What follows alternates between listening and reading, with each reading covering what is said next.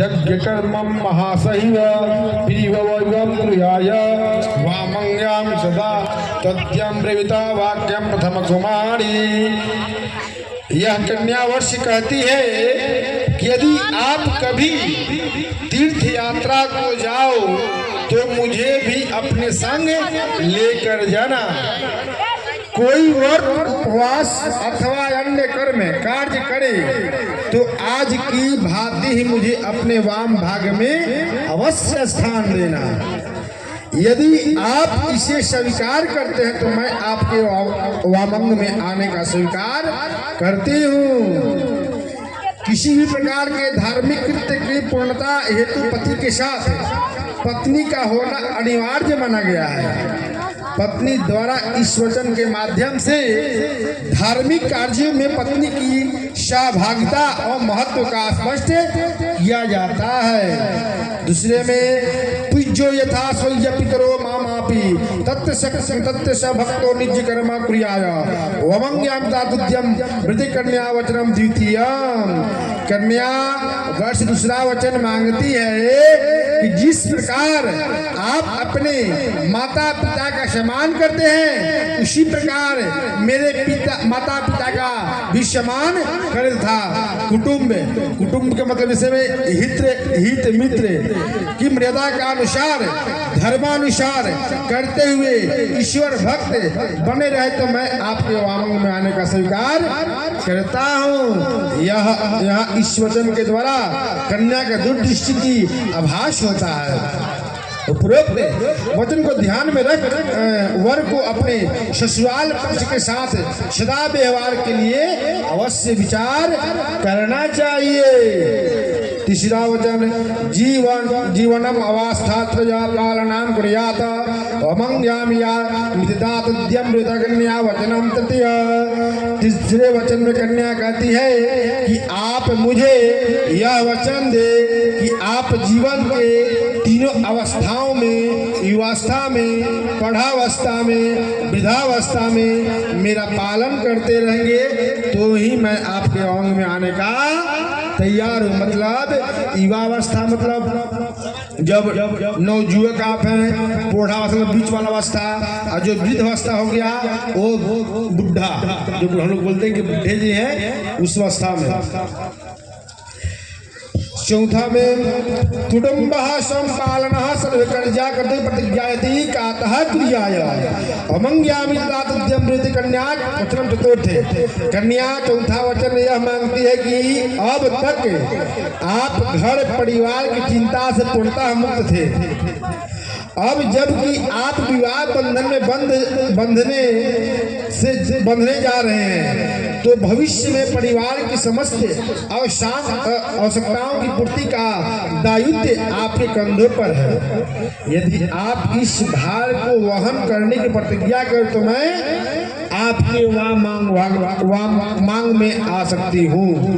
इस वचन में कन्या वर को भविष्य में उसके उत्तरदायित्व के प्रति ध्यान आकृष्ट करती है। इस वचन द्वारा यह भी स्पष्ट किया गया है कि पुत्र का विवाह तभी करना चाहिए जब वह अपने पैरों पर खड़ा हो, पर्याप्त मात्रा में धनार्जन करने का मतलब अपने बल पे खड़ा हो जाए, कुछ कमाने लगे, उसके बाद करें। हाँ, ताकि परिवार को अपना संभाल सके, चला सके।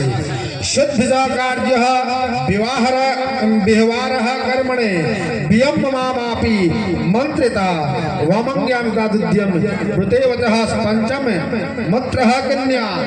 इस वचन में कन्या कहती है कि जो वह आज के परिपक्ष में अत्यंत महत्व रखता है वह कहते हैं कि अपने घर के कार्यों में लेन देन अथवा अन्य किसी हेतु खर्च करते समय यदि आप मेरी भी मंत्रणा लिया कर तो मैं आपको मतलब मंत्रणा का मतलब सलाह, जो भी कार्य करे आप मुझे सलाह करके तब कार्य को आगे में बढ़ाएं तो मैं आपके वामंग में आने का स्वीकार करती हूँ। यह वचन पूरी तरह से पत्नी के अधिकारों को रेखांकित करता है।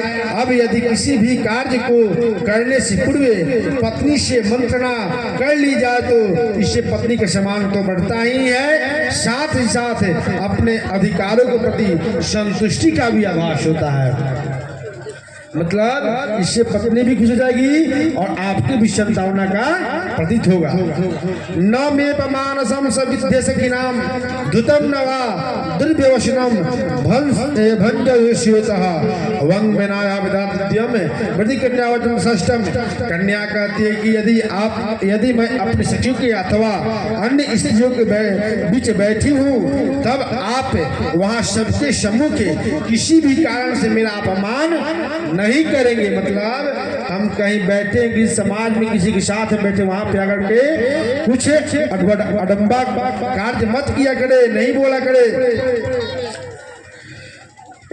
यदि आप जुआ अथवा अन्य किसी भी प्रकार का दुर्व्यसन से अपने आप को दूर रखे तो ही मैं आपके वामंग में आने का मतलब कि कोई भी जुआड़ी जो होते हैं लोग वो काम नहीं करे तो मैं आपको वामंग में आने का, शराब गुटखा नहीं खाएं तो मैं आपको वामंग में आने का स्वीकार करती हूँ।